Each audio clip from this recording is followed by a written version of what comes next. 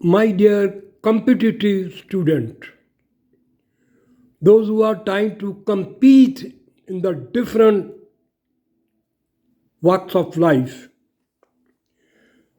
So today I am trying to communicate antonym. Antonym is also very important according to CSS, GAT, NTS, and rest of the other competitive examination. So let us start. The first capitalized word is frantic. Is that clear? Frantic. Frantic, I would like to tell you the meaning of frantic. What is the meaning of frantic? Frantic means full of nervous, या ये adjective है, इसको wildly excited भी कह सकते हैं, या हम to the point of mental unbalance. Is that clear? तो this is our capitalise word और ये एडजेक्टिव है. हमारे पास 5 ऑप्शन है. पहली ऑप्शन है apologetic. It's very simple word, apologise करना. Structure, again very simple word. और cheap, decisive, taking, having the power to take decision. Unified, मुथिद. और अगला है प्लेकेड. इसका मतलब है पीसफुल. और let us analyse our answer. Frantic mean mentally unbalance या डिस्टर्ब भी कह सकते हो, या फुल ऑफ नर्वस या वाइल्डली एक्साइटेड. तो ये एडजेक्टिव है. तो which should be its antonym? It's antonym is E, placid. Placid भी कहते हैं इसको, प्लेसेड. Is that clear? तो प्लेसेड का मतलब है पीसफुल. तो चले फिर हम अगला करते हैं. अगला हमारी ऑप्शन है डिसोलेट.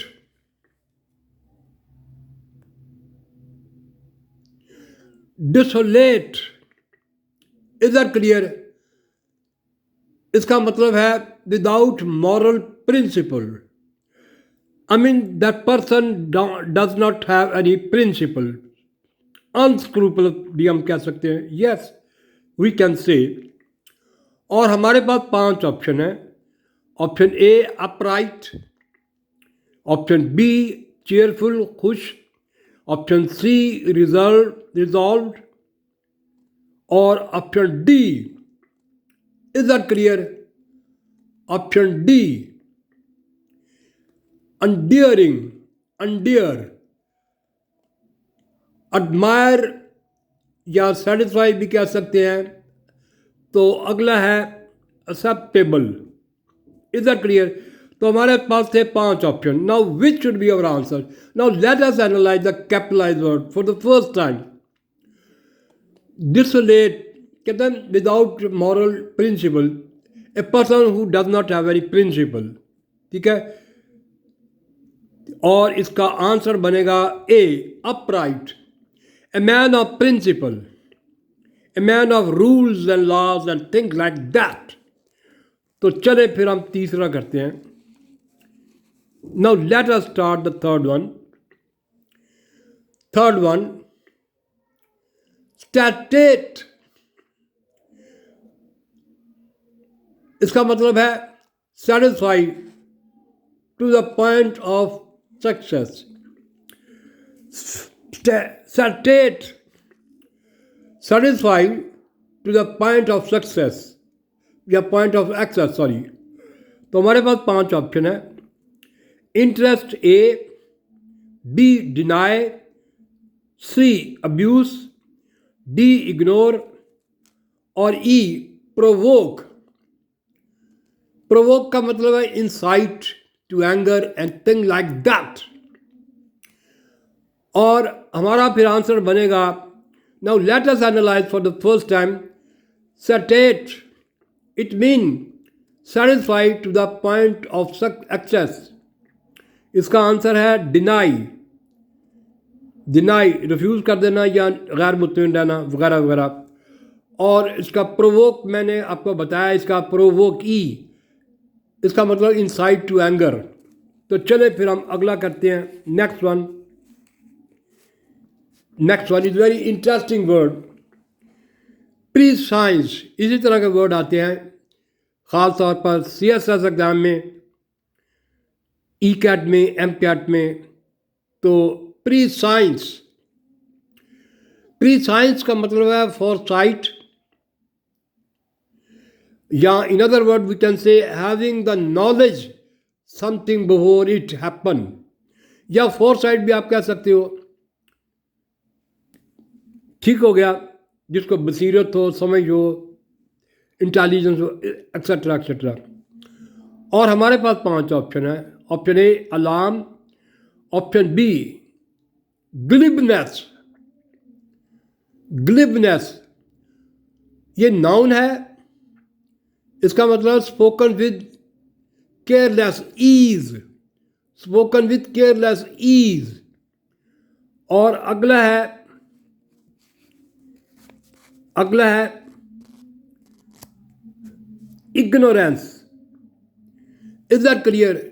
इग्नोरेंस ये आम वर्ड है, आप लोगों ने सुना होगा। I will tell you, ignorance mean lack of knowledge. So D is our answer, D should be our answer. तो चले फिर हम अगला करते हैं। नेक्स्ट, ये सारा का सारा हम मैनुअल कर रहे हैं। तो manual plays one of the most important role in our life.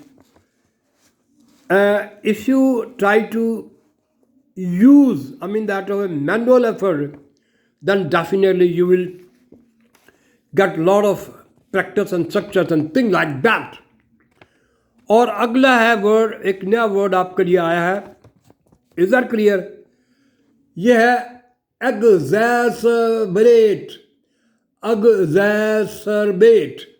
I would like to repeat once again. Exacerbate, make more violent। इसका मतलब make more violent जो वर्ब है, एग्रेवेट भी कहते हैं, बुरे से बुरे हालात कर देना।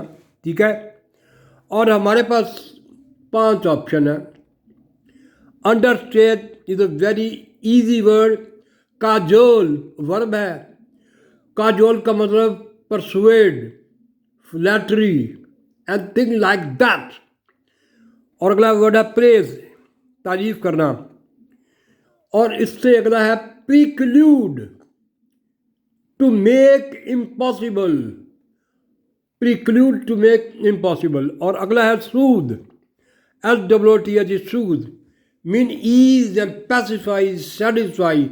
सो E is our answer, E should be our answer. I would like to repeat once again.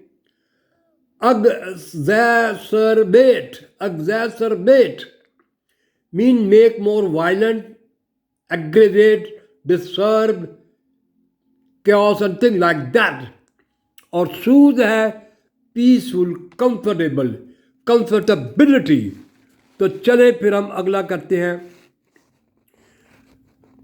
और अगला है consternation, worried। Is that clear? या केयरिंग भी हम कह सकते हैं इसको। हमारे पास फिर 5 ऑप्शन है। केयरिंग भी कह सकते हैं। तो हमारे पास 5 ऑप्शन है। Option A disregard, it's very simple word. B indifference, C lucidity। Is that clear? lucidity adjective है। मेंटल साउंडनेस को कहते हैं irrelevance, D. In irrelevant, not relevant, या इमेच्योरिटी भी हम कह सकते हैं, इमेच्योर भी कह सकते हैं। और अगला है हिलैरिटी। Is that clear? तो हमारे पास 5 ऑप्शन है। तो I would like to repeat once again, consternation, caring, worried and thing like that.